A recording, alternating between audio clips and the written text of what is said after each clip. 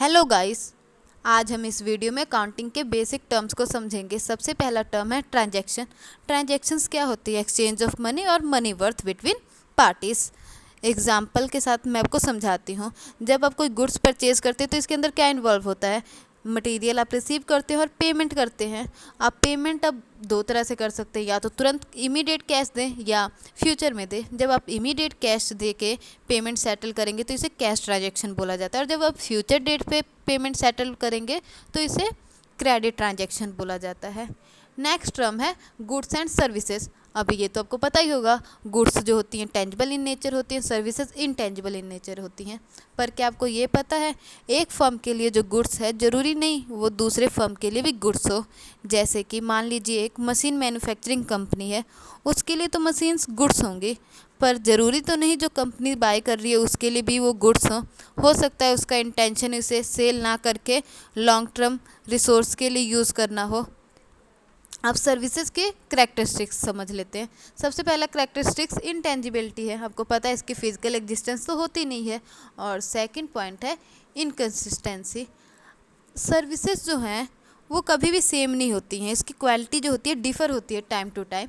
Even service provider same, अगर service provider भी same हुआ तभी भी सर्विसेज सेम नहीं दे सकता है। नेक्स्ट पॉइंट है इनसेपरेबिलिटी। आपको पता है ये सर्विस और सर्विस प्रोवाइडर को अलग तो किया जा नहीं सकता है। और नेक्स्ट पॉइंट है स्टोरेज। गुड्स और प्रोडक्ट की तरह सर्विस को स्टोर करके नहीं रखा जा सकता है। नेक्स्ट टर्म है प्रॉफिट। प्रॉफिट क्या होता है? Excess of revenue income over expense. और लॉस क्या होता है? Excess of expense over income. अब नेक्स्ट टर्म है एसेट। अब एसेट्स क्या होती हैं?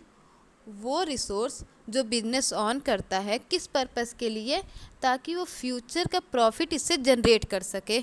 अब एसेट्स भी दो तरह की होती हैं, टेंजिबल एसेट्स और intangible assets. Same tangible assets की फिजिकल एग्जिस्टेंस होती है और इनटेंजिबल एसेट्स की फिजिकल एग्जिस्टेंस नहीं होती है। अब टेंजिबल एसेट्स कौन से होते हैं? Plant, machinery, land and building extra. और इनटेंजिबल एसेट्स क्या होती हैं? Goodwill, patent, trademark, copyrights. अब एसेट्स करंट एसेट्स भी होती है और नॉन करंट एसेट्स भी। अब करंट एसेट्स आप सिंपली कह सकते हैं short term assets with in 12 month, जैसे कि cash, inventory, accounts receivable extra.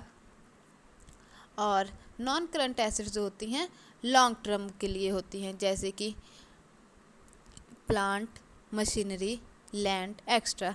अब लाइबिलिटी क्या होती है? लाइबिलिटी जो होती है ऑब्लिगेशन होता है फाइनेंशियल नेचर का, जिसे फ्यूचर डेट में सेटल किया जाएगा। आप सिंपली कह सकते हैं कि वो रिप्रेजेंट करता है वो अमाउंट ऑफ मनी जो बिजनेस अदर पार्टी से लेता है। एग्जाम्पल, जब आप गुड्स बाउ करते हैं क्रेडिट पे। अब लाइबिलिटी भी एसेट्स की तरह दो टाइप्स की होती है, करंट लाइबिलिटीज़ और नॉन करंट लाइबिलिटीज़।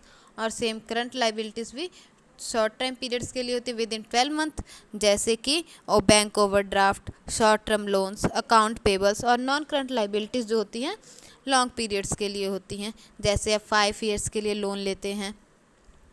अब नेक्स्ट टर्म है internal liability. Internal liability represent करता है प्रोप्राइटर की इक्विटी को, वो अमाउंट जो कि प्रोप्राइटर की होती है, जैसे कि capital reserve, undistributed profit extra. अब वर्किंग कैपिटल। वर्किंग कैपिटल क्या होता है? हमें बिजनेस की डेली एक्टिविटीज़ को मीट करने के लिए कुछ कैश चाहिए होता है, कुछ कैपिटल चाहिए होता है, उसे वर्किंग कैपिटल कहा जाता है।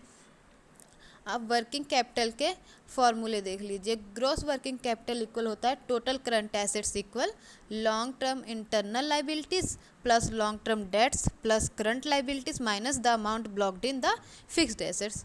और working capital equal current assets minus current liabilities. अब नेक्स्ट टर्म है कंटीजेंट लाइबिलिटी।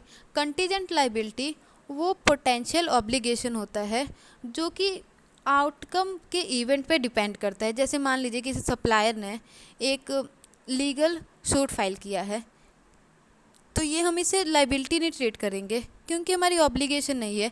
ऑब्लिगेशन तब ये क्रिएट होगी जब जो केस का जो वर्डिक्ट आएगा वो किसके फेवर में होगा? सप्लायर के। ये एक बात और ध्यान रखिएगा, कंटीजेंट लाइबिलिटी जो है बुक्स ऑफ अकाउंट में रिकॉर्ड नहीं किया जाता है। बट इसे डिस्क्लोज किया जाता है by way of a note to the financial statement, मतलब नोट जो लगाए जाते हैं फाइनेंशियल स्टेटमेंट्स के साथ, यहाँ पे डिस्क्लोज किया जाता है। और नेक्स्ट टर्म है capital. It is the amount जो कि बिजनेस में इन्वेस्ट किया जाता है ऑनर्स के द्वारा। ये कैश के भी फॉर्म में हो सकता है, गुड्स के भी फॉर्म में, और any other assets. Corporate bodies में जो है कैपिटल जो है इसी को रिप्रेजेंट करता है शेयर कैपिटल।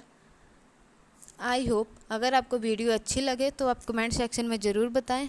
और ये अभी 10 टर्म्स है, इसके नेक्स्ट 10 टर्म्स मैं आपको नेक्स्ट वीडियो में बताऊंगी। प्लीज़ अगर आपको वीडियो अच्छी लगे तो लाइक, सब्सक्राइब, कमेंट ज़रूर करें।